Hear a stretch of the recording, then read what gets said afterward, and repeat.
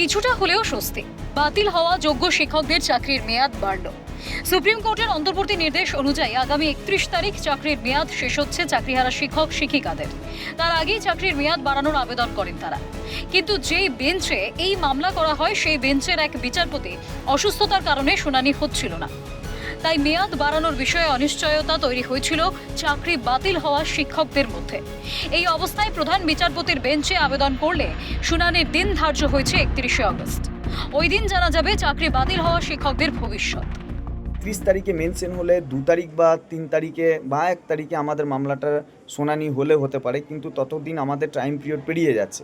তার ফলে আমরা আমাদের উদ্যোগে আমাদের চাকরিহারা শিক্ষক শিক্ষিকাদের পক্ষ থেকে আমরা আজকে আমাদের মঞ্চের পক্ষ থেকে আমরা মেনশন করিয়েছিলাম এবং সেই মেনশনের চিফ জাস্টিসের বেঞ্চে করিয়েছিলাম যাতে 31 তারিখেই আমাদের মামলাটা শোনা হয় এবং সেটা আজকে গ্র্যান্ট হয়েছে।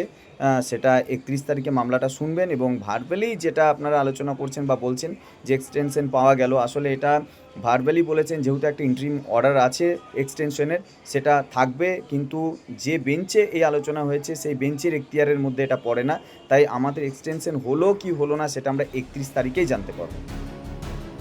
তৃণমূল আমলে তোলপাড় হয়েছিল এই চাকরি দুর্নীতি নিয়ে। কলকাতা হাইকোর্ট থেকে এই মামলা গড়িয়েছিল সুপ্রিম কোর্ট পর্যন্ত। গত বছর এই মামলায় এসএসসি 2016 সালের গোটা প্যানেলই বাতিল করেছিল শীর্ষ আদালত। শিক্ষক ও শিক্ষাকর্মী মিলিয়ে প্রায় 26,000 চাকরি বাতিল হয়েছিল। 2025 সালের 31শে ডিসেম্বর পর্যন্ত যোগ্যদের শিক্ষকতার ক্ষেত্রে ছাড়পত্র দেওয়া হয়, তবে ওই সময়ের মধ্যে নতুন নিয়োগ প্রক্রিয়া শেষ করার নির্দেশ দিয়েছিল আদালত। কিন্তু এখন আগস্ট মাস শেষের পথে, কিন্তু নিয়োগ প্রক্রিয়া সম্পন্ন না হওয়ায় চাকরিহারা শিক্ষক শিক্ষিকারা চাকরির মেয়াদ বাড়ানোর দাবিতে সুপ্রিম কোর্টের দ্বারস্থ হতেই কিছুদিনের জন্য স্বস্তির খবর। স্বাভাবিকভাবে সুপ্রিম কোর্টের সিদ্ধান্ত, এটা তো আমাদের কিছু বলার নেই। সুপ্রিম কোর্টের সিদ্ধান্ত, সুপ্রিম কোর্ট সিদ্ধান্ত অনুসারে রাজ্যের শিক্ষা দপ্তর কাজ করবে।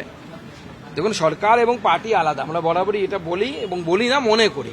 তো সরকার সরকারের মতো আইন অনুসারে নিয়ম অনুসারে কাজ করবে, পার্টি পার্টির মতো সংগঠনকে শক্তিশালী করবে। আমরা সাংগঠনিক কাজ নিয়ে ব্যস্ত। চাকরিহারা শিক্ষকেরা জানাচ্ছেন সাময়িক চাকরির মেয়াদ বাড়ানো হলেও স্থায়ী সমাধান এখনো মেলেনি, তাই দ্রুত মামলা নিষ্পত্তি হোক চাইছেন তারা। এই প্রাতিষ্ঠানিক দুর্নীতির দায় আর কতদিন বয়ে নিয়ে বেড়াতে হবে সেটাই বড় প্রশ্ন হয়ে দাঁড়িয়েছে।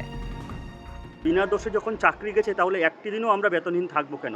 এবং তার থেকেও বড় বিষয়, সুপ্রিম কোর্টের 3 এপ্রিল 2025-এর যে ফাইনাল ভার্ডিক্ট, সেই ভার্ডিক্টটি স্পষ্ট ক্লিয়ার আছে, যতদিন পর্যন্ত না নতুন নিয়োগপত্র সম্পন্ন হচ্ছে, সকল যোগ্য শিক্ষক শিক্ষিকা চাকরিতে তারা নতুন করে পুনর্বহাল হচ্ছে, ততদিন পর্যন্ত কিন্তু এই এক্সটেনশন পিরিয়ড চলবে। তাই আমাদের মূলত এখনও আমাদের প্রধান দাবি যে মাননীয় মুখ্যমন্ত্রী শুভেন্দু অধিকারী মহাশয় তিনি বিরোধী দলনেতা থাকাকালীন যে প্রতিশ্রুতি দিয়েছিলেন যে 2016 প্যানেলের সকল যোগ্য চাকরিহারা শিক্ষকদের তিনি সুপ্রিম কোর্টে আইনি ব্যবস্থার মাধ্যমে চাকরি ফেরাবেন, আমরা এখনও সেটাই চাই। সম্ভবত 31 তারিখেই পরবর্তী শুনানি। সেদিন কি ভাগ্য নির্ধারিত হয় এই যোগ্য চাকরিহারাদের, সেদিকেই নজর থাকবে। মফিজুল ইসলামের রিপোর্ট, ক্যালকাটা নিউজ।